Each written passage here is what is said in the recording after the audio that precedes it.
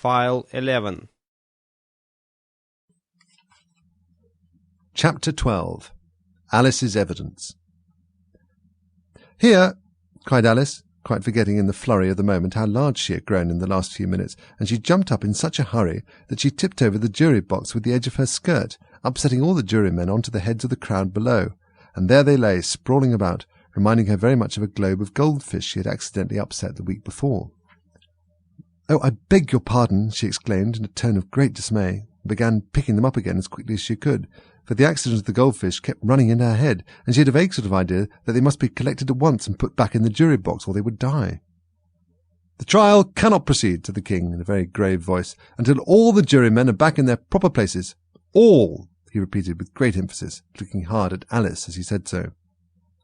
Alice looked at the jury box, and saw that in her haste she had put the lizard in head downwards, and the poor little thing was waving its tail about in a melancholy way, being quite unable to move.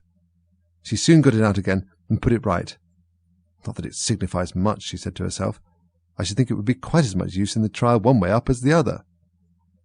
As soon as the jury had a little recovered from the shock of being upset, and their slates and pencils had been found and handed back to them, they set to work very diligently to write out a history of the accident, all except the lizard, who seemed too much overcome to do anything but sit with its mouth open, gazing up into the roof of the court. "What do you know about this business?" the King said to Alice. "Nothing," said Alice. "Nothing whatever?" persisted the King. "Nothing whatever," said Alice. "That's very important," the King said, turning to the jury. They were just beginning to write this down on their slates when the White Rabbit interrupted. "Unimportant, Your Majesty means, of course," he said in a very respectful tone, but frowning and making faces at him as he spoke. "Unimportant, of course, I meant," the King hastily said, and went on to himself in an undertone, "Important, unimportant, unimportant, important," as if he were trying which word sounded best. Some of the jury wrote it down important, and some unimportant. Alice could see this as she was near enough to look over their slates, but it doesn't matter a bit, she thought to herself. At this moment the King, who had been for some time busily writing in his notebook, called out, "Silence!" and read out from his book, "Rule 42. All persons more than a mile high to leave the court." Everybody looked at Alice. "I'm not a mile high," said Alice. "You are," said the King. "Nearly 2 miles high," added the Queen. "Well, I shan't go at any rate," said Alice. "Besides, that's not a regular rule. You invented it just now." "It's the oldest rule in the book," said the King. "Then it ought to be number 1, said Alice. The King turned pale and shut his notebook hastily. "Consider your verdict," he said to the jury in a low, trembling voice. "There's more evidence to come yet, please your Majesty," said the White Rabbit, jumping up in a great hurry. "This paper has just been picked up." "What's in it?" said the Queen. "I haven't opened it yet," said the White Rabbit, "but it seems to be a letter written by the prisoner to somebody." "It must have been that," said the King, "unless it was written to nobody, which isn't usual, you know." "Who is it directed to?" said one of the jurymen. "It isn't directed at all," said the White Rabbit. "In fact, there's nothing written on the outside." He unfolded the paper as he spoke, and added, "It isn't a letter at all. It's a set of verses." "Are they in the prisoner's handwriting?" asked another of the jurymen. "No, they're not," said the White Rabbit, "and that's the queerest thing about it." The jury all looked puzzled. "He must have imitated somebody else's hand," said the King. The jury all brightened up again. "Please your Majesty," said the Knave, "I didn't write it, and they can't prove I did. There's no name signed at the end." "If you didn't sign it," said the King, "that only makes the matter worse. You must have meant some mischief, or else you'd have signed your name like an honest man." There was a general clapping of hands at this. It was the first clever thing the King had said that day. "That proves his guilt, of course," said the Queen. "So off with—" "It doesn't prove anything of the sort," said Alice. "Why, you don't even know what they're about." "Read them," said the King. The White Rabbit put on his spectacles. "Where shall I begin, please your Majesty?" he asked. "Begin at the beginning," the King said very gravely, "and go on till you come to the end. Then stop." There was dead silence in the court, whilst the White Rabbit read out these verses. "They told me you had been to her, and mentioned me to him. She gave me a good character, but said I could not swim. He sent them word I had not gone, we know it to be true. If she should push the matter on, what would become of you? I gave her 1, they gave him 2. You gave us 3 or more. They all returned from him to you, though they were mine before. If I or she should chance to be involved in this affair, He trusts to you to set them free, exactly as we were. My notion was that you had been, before she had this fit, an obstacle that came between him and ourselves and it. Don't let him know she liked him best, for this must ever be a secret kept from all the rest, between yourself and me." "That's the most important piece of evidence we've heard yet," said the king, rubbing his hands. "So now let the jury—" "If any one of them can explain it," said Alice. She had grown so large in the last few minutes that she wasn't a bit afraid of interrupting him. "I'll give him 6pence. I don't believe there's an atom of meaning in it." The jury all wrote down on their slates, "She doesn't believe there's an atom of meaning in it," but none of them attempted to explain the paper. "If there's no meaning in it," said the king, "that saves a world of trouble, you know, as we needn't try to find any. And yet I don't know," he went on, spreading out the verses on his knee and looking at them with one eye, "I seem to see some meaning in them after all. Said I could not swim. You can't swim, can you?" he added, turning to the knave. The knave shook his head sadly. "Do I look like it?" he said, which he certainly did not, being made entirely of cardboard. "All right so far," said the king, and he went on muttering over the verses to himself. "We know it to be true. That's a jury, of course. If she should push the matter on, I must be the queen. What would become of you? What indeed?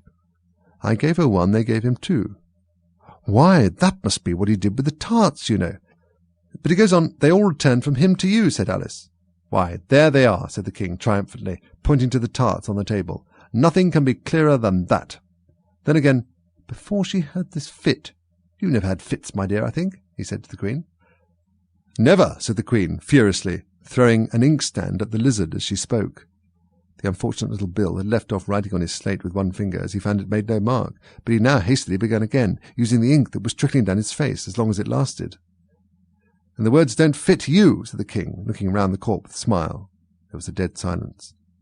"It's a pun," the king added in an angry tone, and everybody laughed. "Let the jury consider their verdict," the king said, for about the 20th time that day.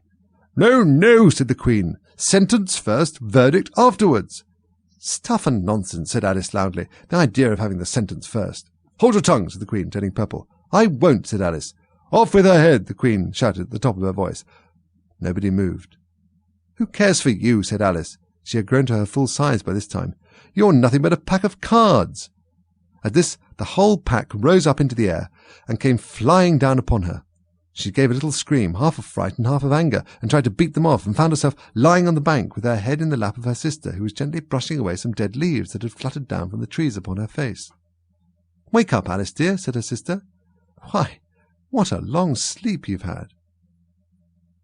"Oh, I've had such a curious dream," said Alice. And she told her sister, as well as she could remember them, all these strange adventures of hers that you have just been reading about. And when she had finished, her sister kissed her and said, "It was a curious dream, dear, certainly. But now run into your tea. It's getting late." So Alice got up and ran off, thinking while she ran, as well she might, what a wonderful dream it had been. But her sister sat still just as she left her, leaning her head on her hand, watching the setting sun, and thinking of little Alice and all her wonderful adventures, till she too began dreaming after a fashion. And this was her dream. First she dreamed about little Alice herself. Once again the tiny hands were clasped upon her knee, and the bright, eager eyes were looking up into hers. She could hear the very tones of her voice, and see that queer little toss of her head to keep back the wandering hair that would always get into her eyes, and still, as she listened, or seemed to listen, the whole place around her became alive with the strange creatures of her little sister's dream. The long grass rustled at her feet as the white rabbit hurried by. The frightened mouse splashed his way through the neighbouring pool. She could hear the rattle of the teacups as the March Hare and his friends shared their never-ending meal, and the shrill voice of the Queen ordering off her unfortunate guests to execution. Once more the pig-baby was sneezing on the Duchess' knee, while plates and dishes crashed around it. Once more the shriek of the griffin, the squeaking of the lizard's slate pencil, and the choking of the suppressed guinea pigs filled the air, mixed up with the distant sob of the miserable mock turtle. So she sat on, with closed eyes, and half believed herself in Wonderland, though she knew she had but to open them again, and all would change to dull reality.